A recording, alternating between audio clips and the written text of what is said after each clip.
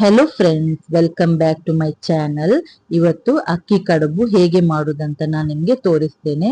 ತುಂಬಾ ಸಾಫ್ಟ್ ಆಗಿ ಟೇಸ್ಟಿಯಾಗಿ ಬರ್ತದೆ. ಒಂದ್ಸಲ ನೀವು ಟ್ರೈ ಮಾಡಲೇಬೇಕು. ಫಿಶ್ ಕರಿ ಜೊತೆಗೆ ಉಂಟಲ್ಲ, ಈ ಅಕ್ಕಿ ಕಡುಬು ತುಂಬಾ ಟೇಸ್ಟಿಯಾಗಿ ಆಗ್ತದೆ. ಒಂದ್ಸಲ ಟ್ರೈ ಮಾಡಿದ್ರೆ ಕಮೆಂಟ್ ಮಾಡ್ಲಿಕ್ಕೂ ಮರಿಬೇಡಿ. ಈಗ ಇಲ್ಲಿ ವಿಡಿಯೋ ಸ್ಟಾರ್ಟ್ ಮಾಡ್ತೇನೆ.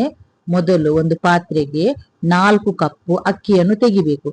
ಈ ಅಕ್ಕಿ ಕಡುಬು ಮಾಡುವ ಅಕ್ಕಿ, ಇದರ ಹೆಸರು ಉಂಟಲ್ಲ ಪೊನ್ನಿ ರೈಸ್ ಅಂತ. ನಾನು ನೈಪತ್ರಿಗೆ ಕಡಬು ಅಕ್ಕಿ ಅಂತ ಹೇಳಿದೆಯಲ್ಲ, ಅದು ಇದೇ ಅಕ್ಕಿ ಆಯ್ತಾ. ಪೊನ್ನಿ ರೈಸ್ ಅಂತ ಹೇಳ್ತಾರೆ ಇದಕ್ಕೆ, ಕುಚಲಕ್ಕಿ ಅಲ್ಲ, ಪೊನ್ನಿ ರೈಸ್ ಅಂತ. ಶಾಪ್ ಅಲ್ಲಿ ಕೇಳಿದ್ರೆ ನಿಮ್ಗೆ ಕೊಡ್ತಾರೆ. ತುಂಬಾ ಸಾಫ್ಟ್ ಆಗಿ ಬರ್ತದೆ ಈ ಅಕ್ಕಿ ಯೂಸ್ ಮಾಡಿದ್ರೆ. ಈಗ ಈ ಅಕ್ಕಿಯನ್ನು ಉಂಟಲ್ಲ, ನಾವು ವಾಶ್ ಮಾಡ್ಲಿಕ್ಕೆ ಏನು ಇಲ್ಲ, ಡೈರೆಕ್ಟ್ ಅಕ್ಕಿ ತೆಗೆದು ಮಿಕ್ಸಿ ಜಾರಿಗೆ ಹಾಕಿ ಸ್ವಲ್ಪ ಸ್ವಲ್ಪ ಹಾಕಿ ಉಂಟಲ್ಲ, ಇದನ್ನು ನಾವು ಹುಡಿ ಮಾಡ್ಬೇಕು. ಹುಡಿ ಮಾಡುವಾಗನು ಅಷ್ಟೇ, ಜಾಸ್ತಿ ಹುಡಿ ಮಾಡ್ಲಿಕ್ಕೆ ಹೋಗ್ಬೇಡಿ. ರವೆ ಉಂಟಲ್ಲ, ಅಂದ್ರೆ ನಿಮ್ಗೆ ಈ ಅಕ್ಕಿ ರವೆ ಎಲ್ಲ ಇರ್ತದೆ ನೋಡಿ, ಆ ತರ ಹುಡಿ ಆದ್ರೆ ಸಾಕು. ಜಾಸ್ತಿ ಹುಡಿನೂ ಆಗ್ಬಾರ್ದು, ಜಾಸ್ತಿ ದಪ್ಪ ತರನು ಇರಬಾರ್ದು. ನೋಡಿ, ಇದು ಪರ್ಫೆಕ್ಟ್ ಆಗಿ ಬಂದಿದೆ. ಈಗ ಇದು ನಾನು ಅಕ್ಕಿಯನ್ನು ವಾಶ್ ಮಾಡಿಲ್ಲ. ವಾಶ್ ಮಾಡುವ ಮೊದಲು ಇದನ್ನು ನಾವು ಪುಡಿ ಮಾಡ್ಬೇಕು. ಅಕ್ಕಿ ರವೆಯಷ್ಟು ಇದನ್ನು ಹುಡಿ ಮಾಡಿದ್ರೆ ಆಯ್ತು. ಈಗ ಎಲ್ಲ ಅಕ್ಕಿಯನ್ನು ನಾನು ಹುಡಿ ಮಾಡಿ ಇದಕ್ಕೆ ಹಾಕ್ಬಿಟ್ಟು ಚೆನ್ನಾಗಿ 4-5 ಸಲ ವಾಶ್ ಮಾಡ್ಬೇಕು. ವಾಶ್ ಮಾಡಿದ ನಂತರ ಈ ಅಕ್ಕಿಯಲ್ಲಿ ನೋಡಿ, ಈ ತರ ನೀರಿರ್ತದೆ, ಮುಳುಗುವಷ್ಟು ನೀರಿರ್ತದೆ. ಕಂಪ್ಲೀಟ್ ಆಗಿ ನಮ್ಗೆ ನೀರು ತೆಗಿಲಿಕ್ಕೆ ಆಗುದಿಲ್ಲ ವಾಶ್ ಮಾಡಿ, ಹಾಗಾಗಿ ಸ್ವಲ್ಪ ನೀರಿರ್ತದೆ ಅದರಲ್ಲಿ. ಈಗ ಮತ್ತೆ ನಾವು ಯಾವ ಕಪ್ಪಲ್ಲಿ ಅಕ್ಕಿ ಯೂಸ್ ಮಾಡಿದ್ದೇವೆ, ಅದೇ ಕಪ್ಪಲ್ಲಿ 2.5 ಕಪ್ಪು ನೀರು ಹಾಕ್ಬಿಟ್ಟು ರುಚಿಗೆ ಬೇಕಾದಷ್ಟು ಉಪ್ಪು ಸೇರಿಸಿ, ನೀರು ಜಾಸ್ತಿ ಆದ್ರೂ ಕೂಡ ಪ್ರಾಬ್ಲಮ್ ಏನಾಗುದಿಲ್ಲ, ಅದಕ್ಕೆ ಸೊಲ್ಯೂಷನ್ ಎಲ್ಲ ಉಂಟು. ಉಪ್ಪು ಹಾಕ್ಬಿಟ್ಟು ಇದನ್ನು ಚೆನ್ನಾಗಿ ಮಿಕ್ಸ್ ಮಾಡಿ ಉಂಟಲ್ಲ, 15 ನಿಮಿಷ ಹಾಗೆ ಬಿಡ್ಬೇಕು. ಸ್ವಲ್ಪ ಅಕ್ಕಿ ನೆನಿಬೇಕು, ಅದಕ್ಕೋಸ್ಕರ 15 ನಿಮಿಷ ನೀರು ಹಾಕ್ಬಿಟ್ಟು ಹಾಗೆ ಬಿಟ್ಬಿಡ್ಬೇಕು. ಆಮೇಲೆ ಇದನ್ನು ನಾನಿಲ್ಲಿ ಗ್ಯಾಸ್ ಸ್ಟವ್ ಮೇಲೆ ಇಟ್ಟಿದ್ದೇನೆ. ಫ್ಲೇಮ್ ಆನ್ ಮಾಡಿ ಉಂಟಲ್ಲ, ಮೀಡಿಯಂ ಫ್ಲೇಮ್ ಅಲ್ಲಿ ಇಟ್ಟು ಇದನ್ನು ಈ ತರ ನಾವು ಮಿಕ್ಸ್ ಮಾಡ್ತಾ ಇರ್ಬೇಕು. ಮಿಕ್ಸ್ ಮಾಡುದು ಯಾಕೆ ಅಂದ್ರೆ, ಪಾತ್ರೆ ಉಂಟಲ್ಲ, ಪಾತ್ರೆಗೆಲ್ಲ ಅಂಟಿಕೊಳ್ತದೆ ಈ ಅಕ್ಕಿ. ಅದಕ್ಕೋಸ್ಕರ ಈ ತರ ಮಿಕ್ಸ್ ಮಾಡ್ತಾ ನೀರನ್ನೆಲ್ಲ ನಾವು ಡ್ರೈ ಮಾಡ್ಬೇಕು. ಈಗ ನೋಡಿ, ಅರ್ಧದಷ್ಟು ನೀರೆಲ್ಲ ಇಲ್ಲಿ ಡ್ರೈ ಆಗಿದೆ. ಈ ಟೈಮ್ ಅಲ್ಲಿ ತೆಂಗಿನ ತುರಿ ಹಾಕಿ.